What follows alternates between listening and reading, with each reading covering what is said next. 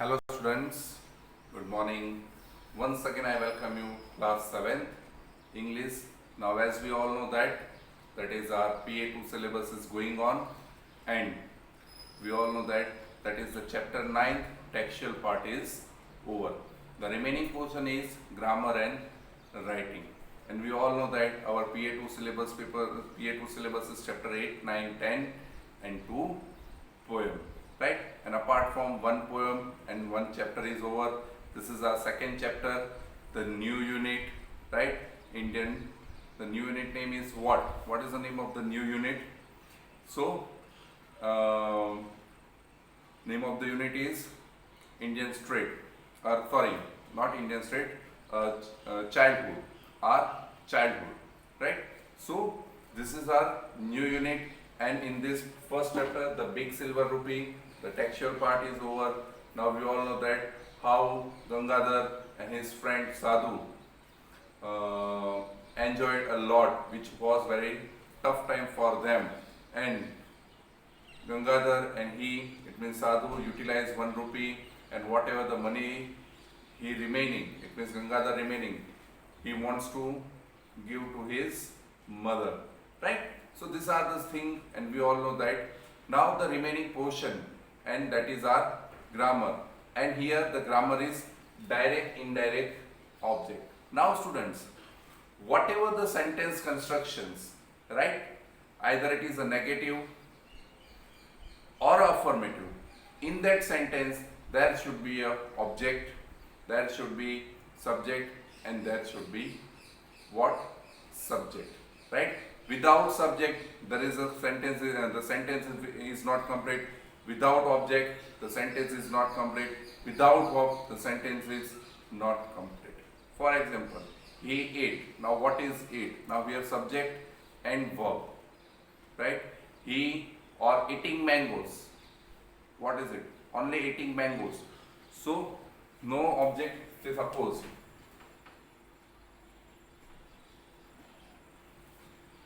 he eats, right?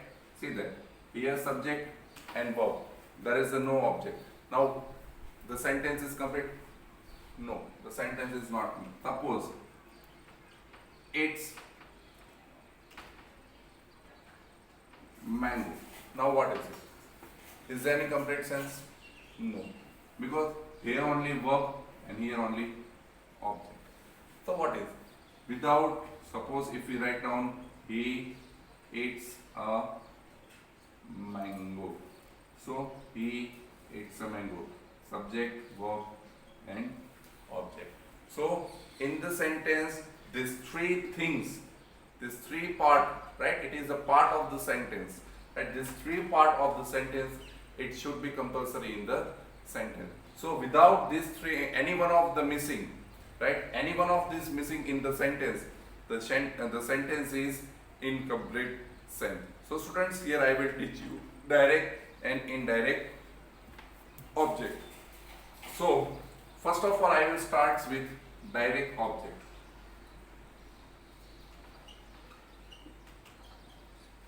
Now what do you mean by the direct object? How can you identify the direct object? So direct object, what is it? That it is either noun or a pronoun, right? It is either noun or pronoun.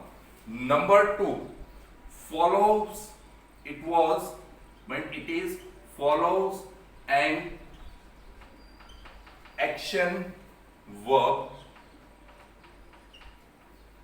And third one, how? What is the third? That receives the action of the verbs. Receives the action of the verb. Now students, it is a common thing that if you want to identify your object, ask a question with what or who.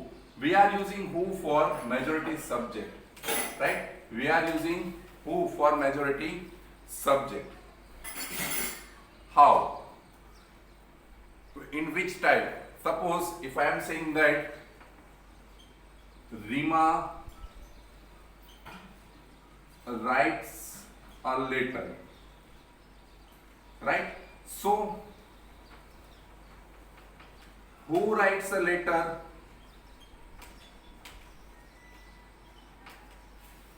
Who writes a letter? So answer is Rima. Suppose I am asking that what does Rima write? So the answer is a letter, right?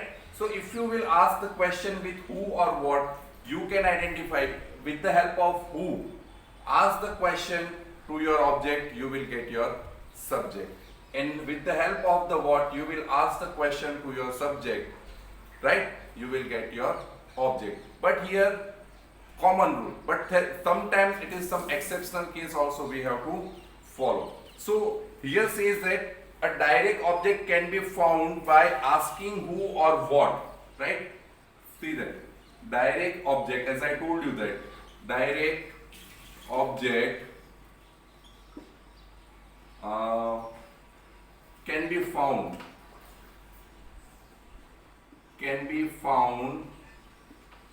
what can be found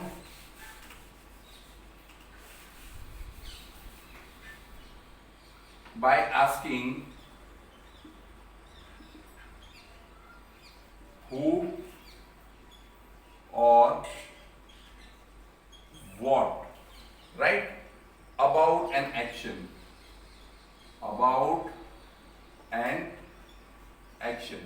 right?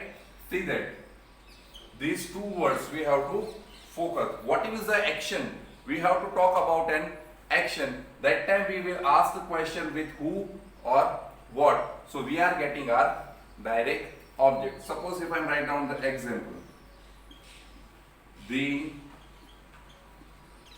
message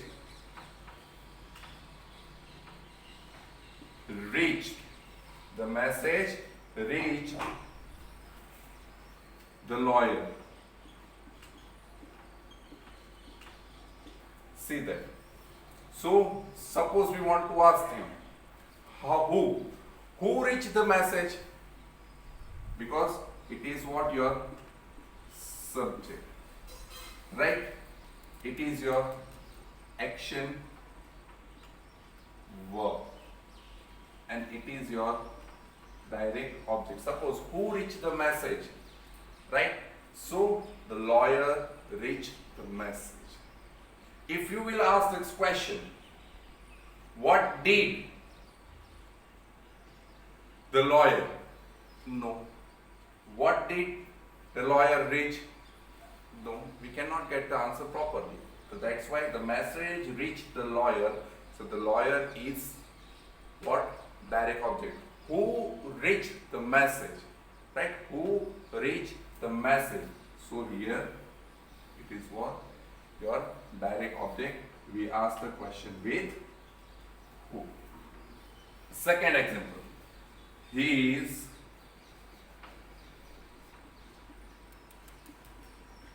landlord is raising the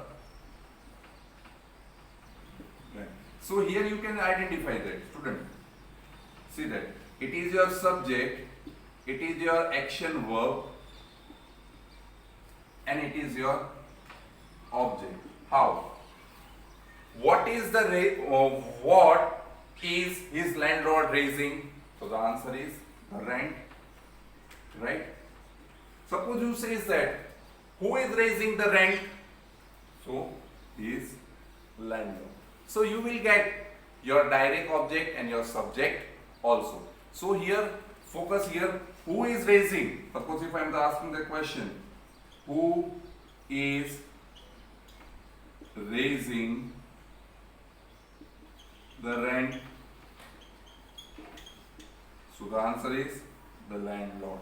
Then what is his landlord raising So what is his land or region? So we are getting our object, that is our land. So students, follow this. It is a very easiest topic. Now, then after, there is one note also.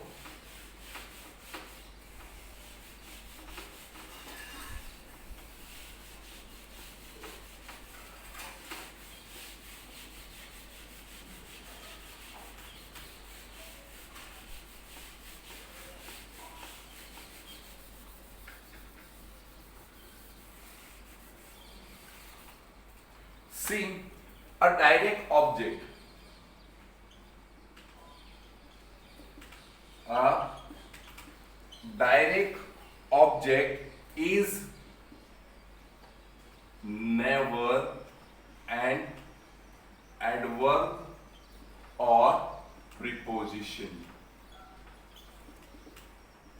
See, never an adverb and preposition. Suppose if I am to write down, there are three examples. John walked his dog, right? John walked briskly, and John walked to the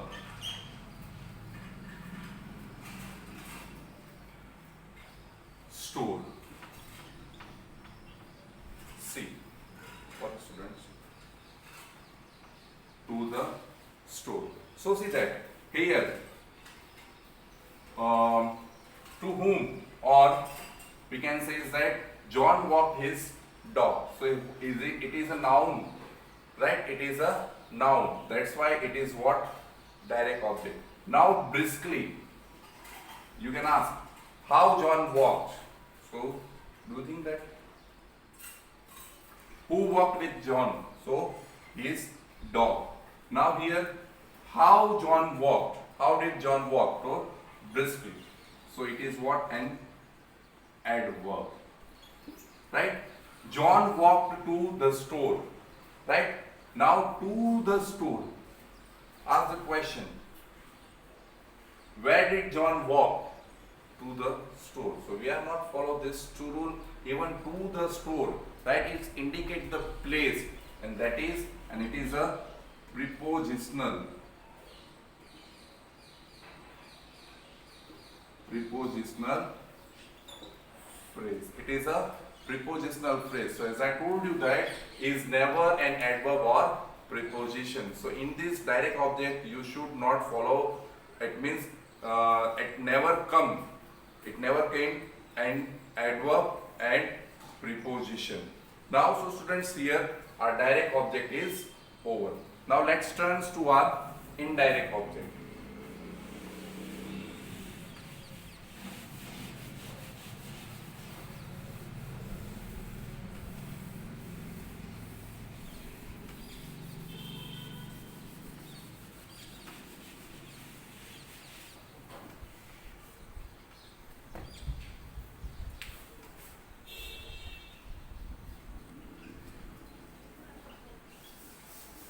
Indirect object.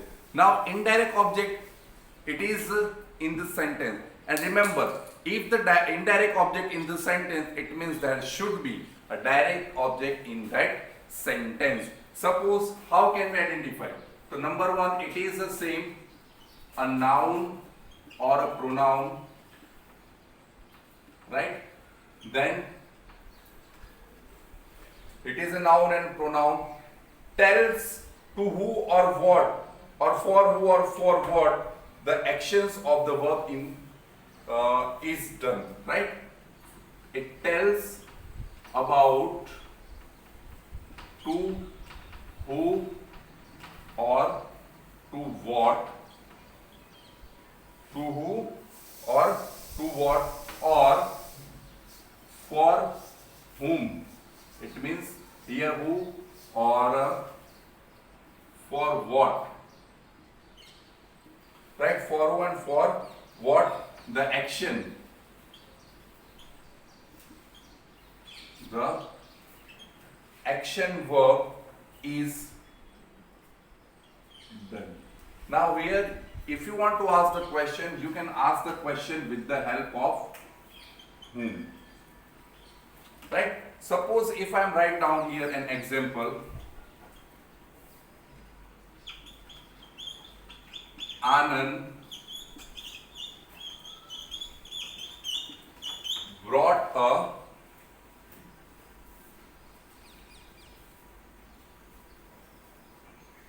candy. See that. So we can ask, what did Anand bought? So the answer is candy. So, sorry, what did Anand bring? So the candy is object. So it is a direct object. But if I will write the sentence, Anand bought me a candy. See, Anand bought me a candy, or if you can write that Anand bought a candy for me. Right? Suppose another example also, Anand brought candy for me. Now here me and for me both are your indirect object. Both is your indirect object. And remember one thing, that indirect object either noun or a pronoun. Majority it is a pronoun. Majority it is a pronoun, and majority it comes out of the direct object. Exceptional case somewhere we have, suppose here as I told you that it is before the direct object I put the indirect object. Some cases it will happen, but majority it comes after what? Direct object. And even here there is a preposition is there, right? Before the indirect object there should be a one preposition. Suppose if I am saying that my brother gave me an iPod, right? Or my brother gave iPod to me. Now to me, now to it is a preposition. So here this is the thing. Then another thing is what? Once another example I will write.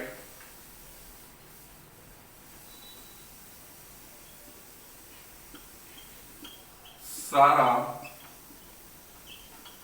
showed the class her new glasses. So what did Sarah showed to the class? So the answer is her new glass. So it is your direct object. Even who showed Sarah her new glass?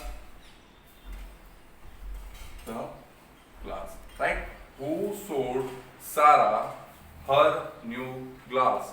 So to the class, so it is your indirect object. And as we all know that it is your subject and it is your verb. Suppose we want to identify the subject. Who showed the class her new glass? So here, same way, to whom, right? If we say to whom did Sarah show her new glass? To the class. So it is your indirect object. There are two common rules for this chapter. Number one, that without indirect object there should be a direct object in the sentence. But if there is an indirect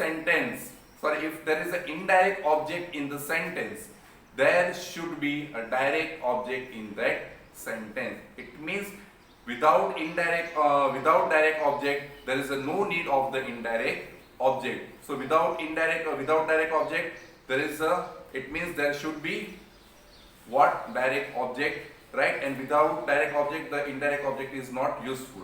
Same way, if there is a direct object in the sentence, it means it not compulsory that in the sentence there is the indirect object, right? Without indirect object, with the help of the direct object, the sentence should be completed, right? So students, here our topic is over. If you have any doubt, you can contact me. Thank you.